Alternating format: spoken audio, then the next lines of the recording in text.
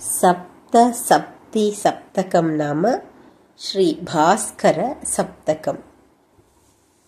ध्वान्तदन्तिकेसरी हिरण्यकान्तिभासुर कोटिरश्मिभूषितस्तमोहरोमि तद्युति वासरेश्वरो दिवाकर प्रभाकर खगो भास्कर सदैव पातु मां विभावसूरवी। यक्षसिद्धकिन्नरादिदेवयोनिसेवितं तापसैऋषीश्वरैश्च नित्यमेव वन्दितम्।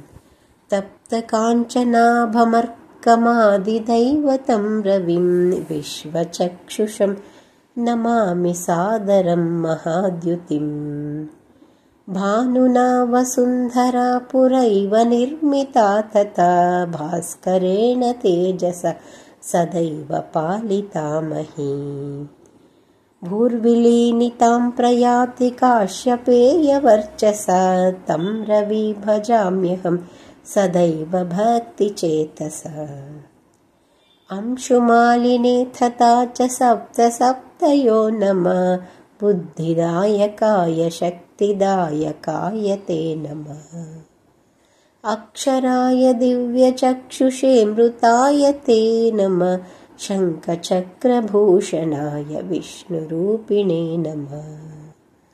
भानवीय भानुभिर्नभस्थलं प्रकाशते भास्करस्य तेजसा निसर्ग एष वर्धते। भास्करस्य भासदैव मोदमातनोत्यसौ भास्करस्य दिव्यदीप्तये सदा नमो नमः। अन्धकारनाशकोऽसि रोगनाशकस्तथा भौममापि नाशयाशु देहचित्तदोषताम्।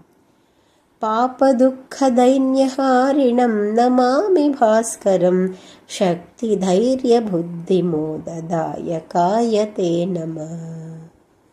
भास्करं दयार्णवं मरीचिमन्तमीश्वरं लोकरक्षणाय नित्यमुद्यतं तमोहरम्। चक्रवाकयुग्मयोगकारिणं जगत्पतिं पद्मिनीमुखारविन्दकान्तिवर्धनं भजे। सप्तसप्तिसप्तकं सदैव यः पठेन्नरो भक्तियुक्तचेतसा हृदि स्मरन् दिवाकरम्। अज्ञतातमो विनाश्य तस्य वासरेश्वरो नीरुजं तथा च तं करोत्यसौ रविः सदा। इति श्री आपटीकरविरचितं सप्तसप्तिसप्तकं नाम श्रीभास्करसप्तकम्।